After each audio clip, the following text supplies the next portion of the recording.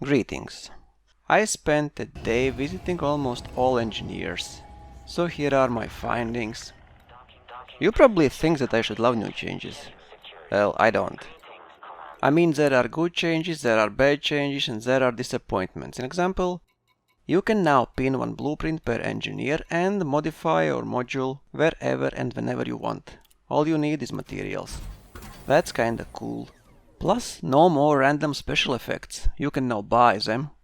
And there are really a lot of new ones. A great change.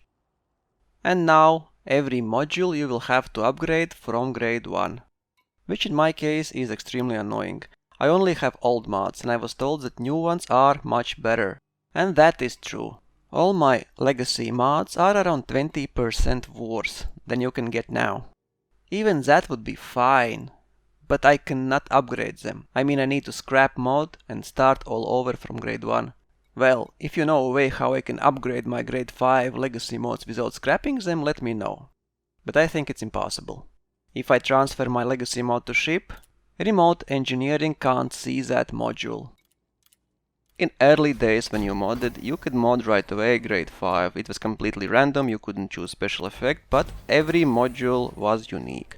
Now, if you max out, you get same modules as everybody else. Good or bad? It depends on your perspective. What seems very weird to me, you still need to unlock level 5 access at every engineer. So not only you need to unlock engineer itself by providing him some quality services. I remember I had to fly like 50 times with rare goods just to unlock one. Before it made sense. You work hard to unlock this access and then you applied grade 5 mods to whichever module you wanted. Now you will have to go from level 1 anyways. Well, at least some engineers will accept from you exploration data or commodities or maybe bounty vouchers. But in my opinion it's unnecessary. If you go from level 1 anyways for each module, you don't need grade 5 access. You just go from 1 to 5 by yourself and the next module again from 1 to 5 and next 1 to 5. But why I don't like engineers as a system is because it forces players to do certain activities and the game doesn't care at all if you like it or not. You will do that and you will do that a lot and you will repeat doing that and repeat doing that again. Bad game design. Feel free to share any of your preferred activity if you have any preferred, of course. So far I found out that there are brain trees with materials. Then there are sites like Dev's Hope or Crashed Anacondas, where you log in and out for many hours so resources will respawn. Then there's a meta called Heelys for Feelies, which basically is having biggest weapon efficient beam with regeneration sequence, and other weapons all are long range pulse turrets with phasing sequence, because phasing sequence cuts through shields and deals a little damage to hull. And also, as I've heard, you can get quite nice amount of materials by doing specific kind of missions. Mostly terrorist assassination missions. You just pick missions with grade 5 materials as a reward. Take as many missions as you want, get some friends, kill them quickly, and these big ships killed also will drop grade 4 and 5 materials. In couple hours you should have a lot of grade 5 materials you can just trade in. In my opinion, Frontier completely ignores one of the base principles of any game. Players should not become filthy rich. So every developer tries to implement as many money sinks into their games as possible. So for me, engineers wouldn't be annoying only if I would be able to buy mods with my credits. Players would have more choices what to do, they could pick activity least annoying or maybe even most enjoyable. Money will flow out of the game. Everybody wins. Of course, from time to time there are funny money-making metas appearing, but in time these activities change. I remember luxury traders. It was very fun.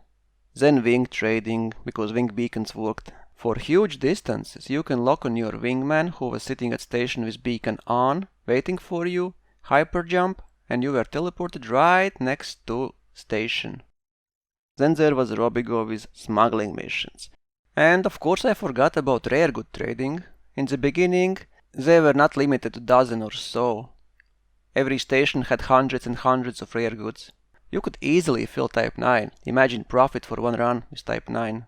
but back then you could not use any route plotting. You had to jump manually every single jump with Type 9's jump range. Good old times.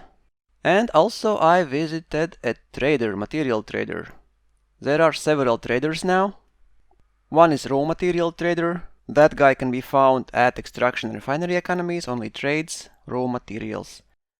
Then there is manufactured materials trader, found at industrial economies, and coded material trader for data, found at high-tech and military economies. You click on what you need, you click what you want to trade in, select amount, and be gone. And if you are trading materials of same type, it will be cheaper for you. If you are trading another type, it will be more expensive. So now at least there's a way you can trade what you don't need for what you need. And if you have ability to acquire many grade 5 materials, then you can basically trade for everything else. Because it's best to trade high level for low levels and not vice versa. You can see the numbers. And there are way too many materials for my liking. I got headache just from looking at these. It's just confusing, and also these new limits, while they are huge improvement from what we had before, they are still quite limiting.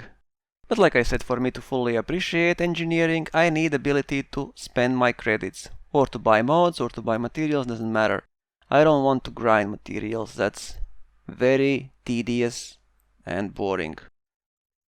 Fly safe, commanders.